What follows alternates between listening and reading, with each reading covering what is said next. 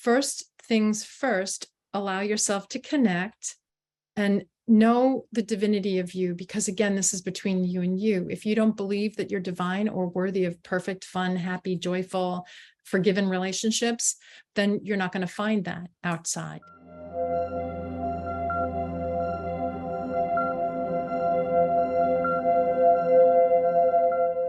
Often we believe that time and space is real and that's why we have challenges and problems with other people. That's the way of the ego. It's very time and space oriented.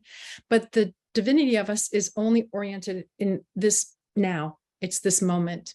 So we give way too much authority to the past and this linear experience when we're really actually people who show up with our most magnificent gifts and our most astounding potential now. So first things first, allow yourself to connect and know the divinity of you, because again, this is between you and you. If you don't believe that you're divine or worthy of perfect, fun, happy, joyful, forgiven relationships, then you're not going to find that outside. But if you're in a place where you realize, okay, that situation went sour or went south, or that relationship went off the rails because neither of us were really being ourselves.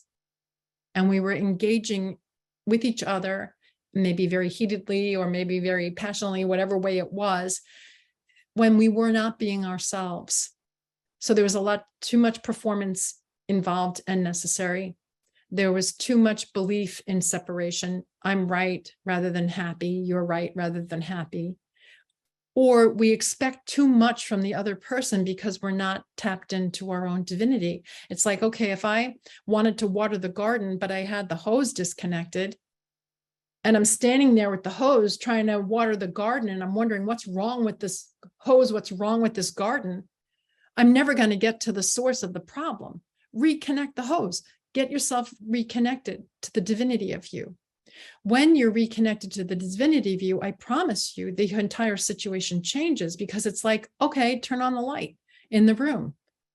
You're the light. Turn it on. Get connected.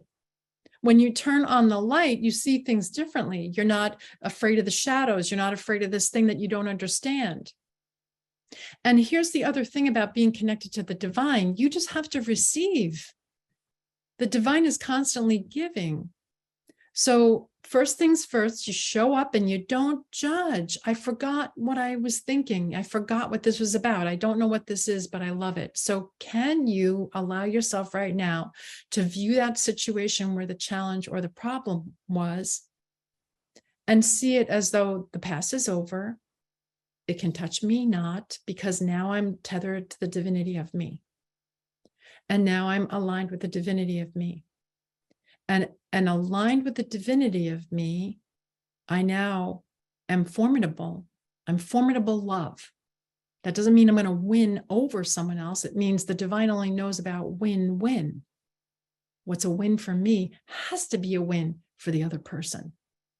That means if you were wanting to do something that you feel was in their best interest, you have to do it for yourself first.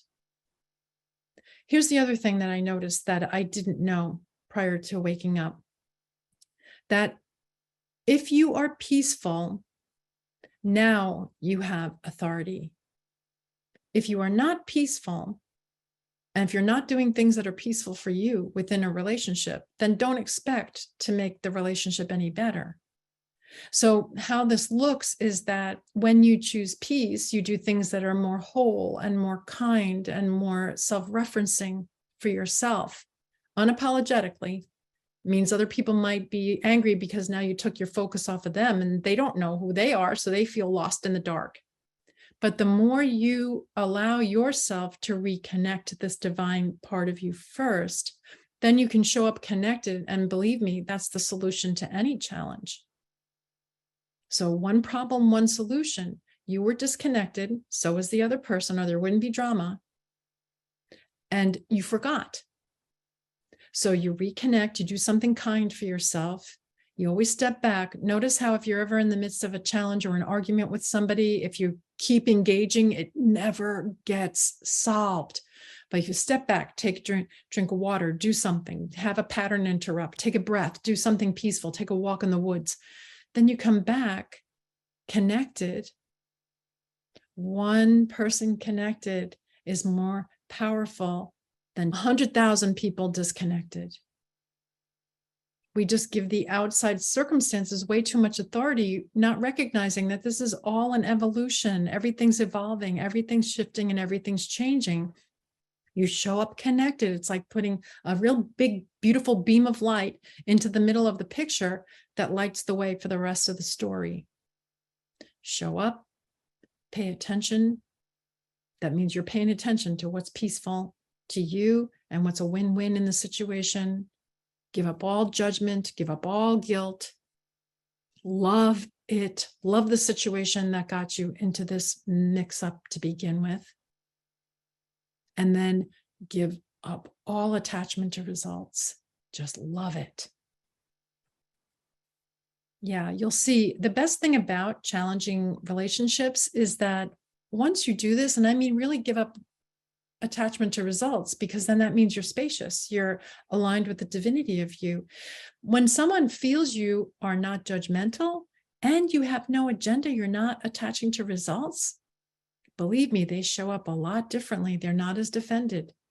All of our challenges come from the defenses. Now you're not defended, and they don't need to defend themselves against you. It's literally like there's nowhere to grab, because if you're showing up and you're paying attention, you're more spacious. Remember, the spaciousness in the room. You're loving it, and you're not judging. No edges. There's no edges.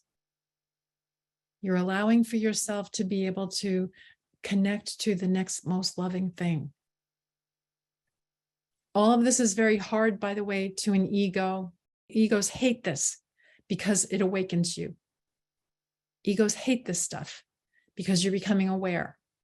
Egos hate this because now you're not giving the ego the authority when you want to show up and create your best life. So just allow yourself now to relax. Remember, the one who relaxes the most wins. That's the one who's the most connected to the divine. In the morning, don't engage your day until you've had plenty of rest, and allow yourself to stay in that space.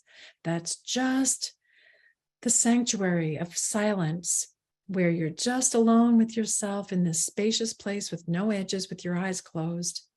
And then you're allowing yourself to just be who you truly are out loud.